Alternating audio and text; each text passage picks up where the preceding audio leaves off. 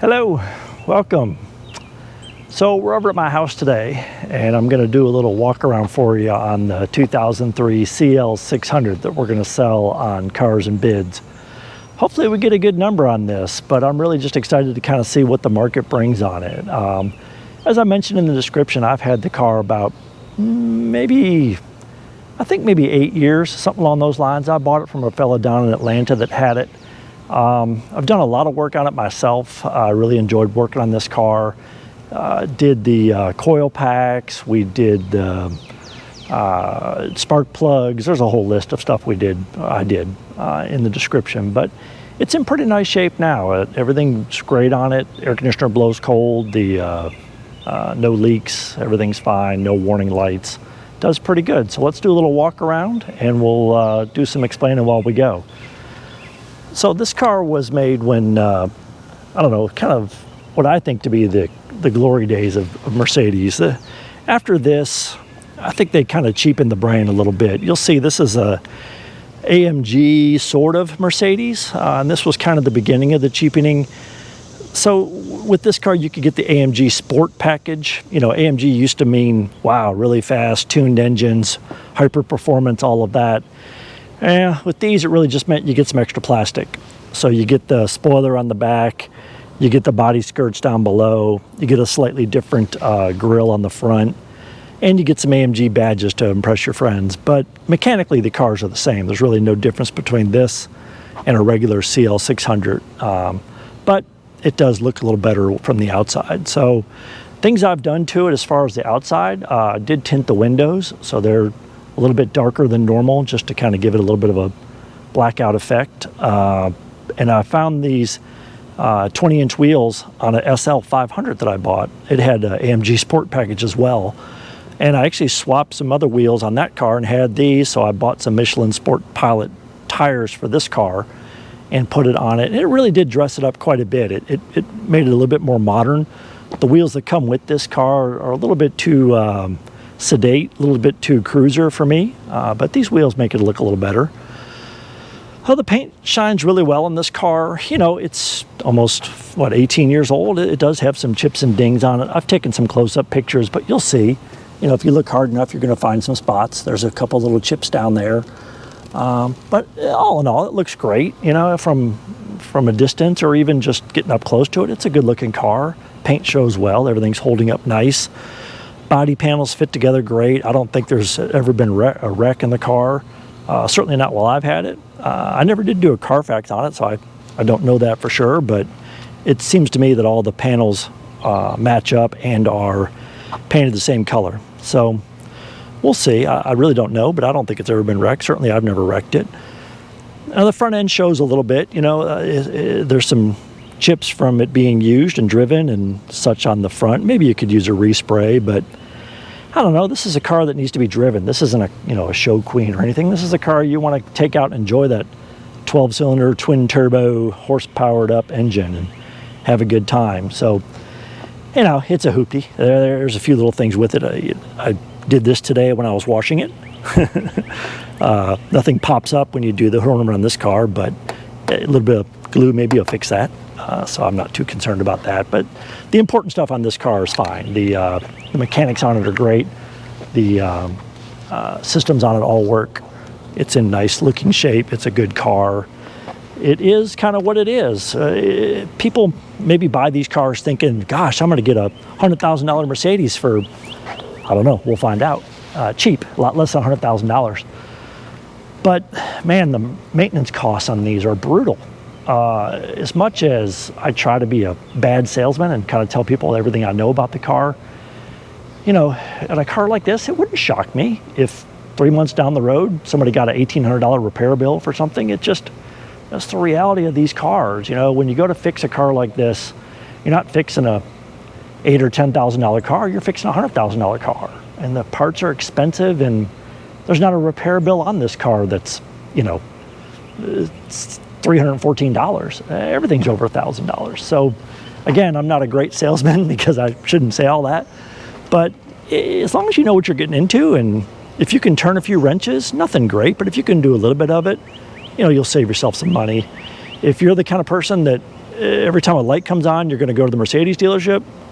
Don't buy this car. You know, you'd be much happier just going out and leasing a brand new one, because something like this would bankrupt you. Not this particular car, just any Mercedes from this vintage. You know, any car that's had this kind of just age on it. Even though this one's been well cared for, you know, they break and they're expensive. So sorry, that's not a very good sales job on my part. But I do like this car. It is so much fun to drive. I've driven a lot of cars, not many that are faster from 20 to 120.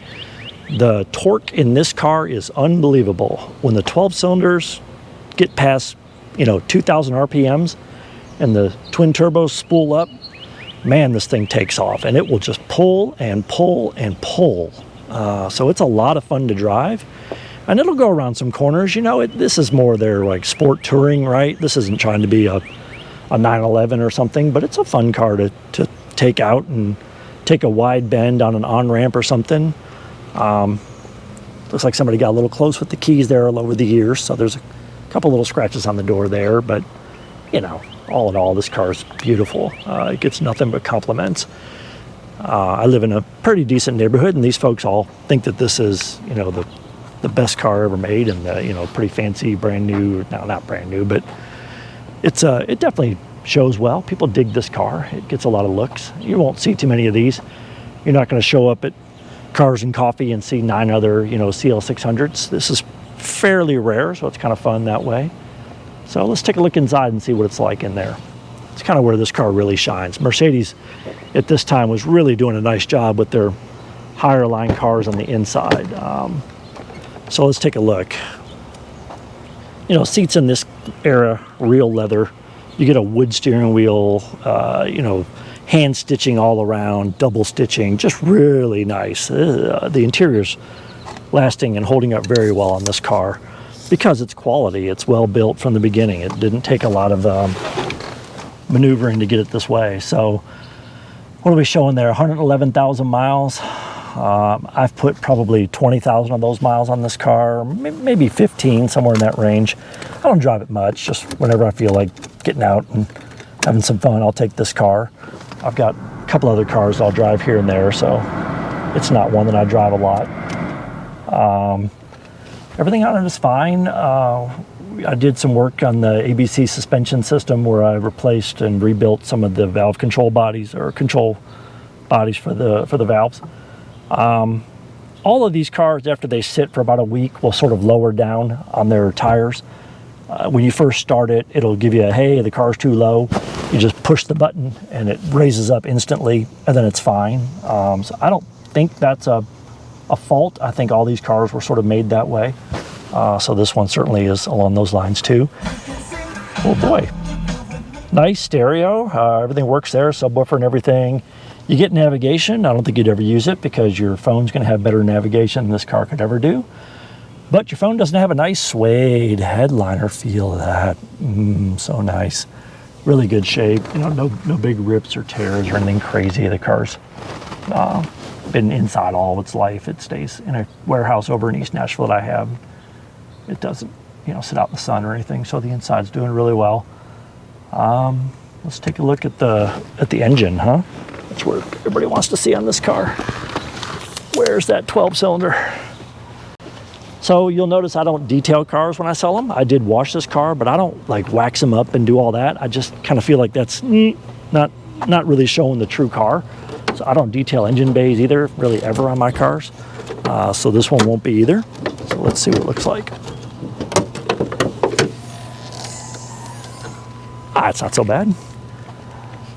All right, so there we are. Huge engine. This is the same engine they were putting in the Maybach sedans back in the day that were built on the same vintage. So, you know, just a brute of an engine. I think it's 6 liters, 12 cylinders, obviously, a couple of turbochargers buried in there. I've gone pretty deep into this. I did the, like I said, the coil packs, which is a common failure on this car. So there's a guy out in Colorado, I think, who's kind of the V12 coil pack guru. And I bought the coil packs from him and put them on. And at the same time I did that, I replaced all 24 spark plugs. Other than that, I think I replaced one of these sensors once when a code got thrown. And I did those the ABC work that I mentioned. The guy before me said that the ABC pump had been replaced just before I bought it. So I think that's fairly fresh, although it's a couple years old at this point, but not many miles. But mechanically the car does great. We'll fire it up here in a second and see if I'm lying. Let's check out the trunk. Might be a little dirty, I have no idea. Could be a dead body back there.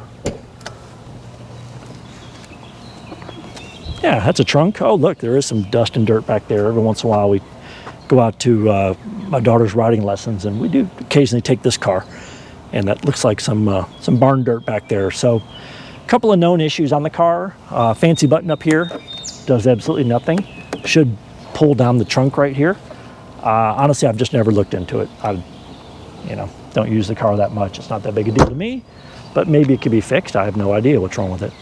The other thing would be the Mercedes cars in this area had these fancy pulsing seats, they call them.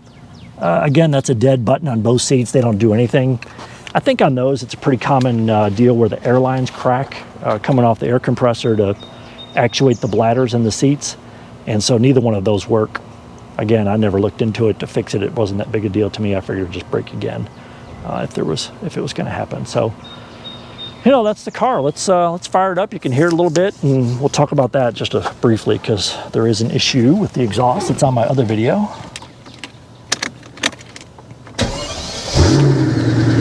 Oh boy, washer fluid. Oh no. Oh yeah, the car does great. Got a little rev to it. So as you can hear, it does just fine, sounds fine. But check out the other video because both of these mufflers do have a little surface rust on them. And they're not causing any leaking of noise now, or it's not real loud or anything, but sooner or later, there's gonna be some muffler issues on this car. So that's coming down the pipeline for somebody. Take a quick peek at the engine while it's running and see what we think about that.